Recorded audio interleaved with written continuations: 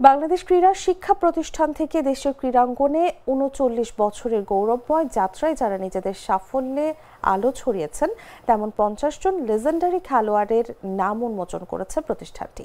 বুধবার সকালে এই উপলক্ষে বিকেএসপির অডিও ভিজুয়াল সেন্টারে এক বিশেষ অনুষ্ঠানের আয়োজন করা হয়। এতে প্রধান অতিথি হিসেবে উপস্থিত ছিলেন বিকেএসপির মহাপরিচালক ব্রিগেডিয়ার জেনারেল মোহাম্মদ মনিরুল ইসলাম। এ সময় উপস্থিত ছিলেন লিজেন্ডদের হাতে সম্মাননা ক্রেস্ট ও বিকেএসপির ঐতিহ্যবাহী উত্তরীয় পরিয়ে দেওয়া হয়। পরে বের করা হয় একটি বর্ণাঢ্য র্যালিটি বিকেএসপির বিভিন্ন এলাকা প্রদক্ষিণ করে প্রশাসনিক ভবনের বিপরীত পাশে স্থাপন করা বিকেএসপি লেজেন্ডস নামক ফলটির সামনে গিয়ে শেষ হয়। পরে সবাইকে সঙ্গে নিয়ে ফলকটি উন্মোচন করা হয়। ৫০ জনের তালিকায় স্থান পেয়েছেন একসময়ের বিশ্বসেরা অলরাউন্ডার, দেশের অন্যতম সেরা ক্রিকেটার সাকিব আল হাসানও।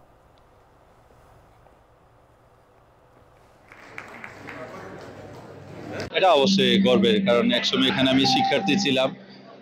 এদের মধ্যে আমি এখানে বসে প্রোগ্রাম দেখতাম, অনেক ছোট ছিলাম, বাট এখন ওখানে গেস্ট হিসেবে আসা এবং এত বড় একটা অনার পাওয়া, এটা অবশ্যই আমি মনে করি আমার লাইফের অনেক অ্যাওয়ার্ড আমি পেয়েছি, বাট এই অনারটা সবচেয়ে বেস্ট। খেলোয়াড় যতদিন থাকে খুব সম্মান থাকে এবং অনেক ক্ষেত্রেই তারপরে যখন প্রাক্তন হয়ে যায় আর খোঁজ খবর ওভাবে করে হয়তো অনেকটাই থাকে না।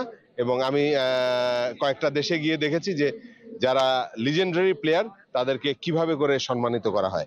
সেইখান থেকেই তো আমি ভাবলাম যে আমি তো আর জাতীয় পর্যায়ের কোনো কিছু নিয়ে করতে পারবো না, বিকেএসপি থেকে যারা আমার লিজেন্ডারি প্লেয়ার তাদেরকে কিভাবে করে সম্মানিত করে ভবিষ্যতের প্রজন্ম যারা আমার এখন বর্তমান ক্যাডেট আছে তারা যেন তাদের কাছ থেকে তাদের নামগুলি দেখে অনুপ্রেরণা পায়।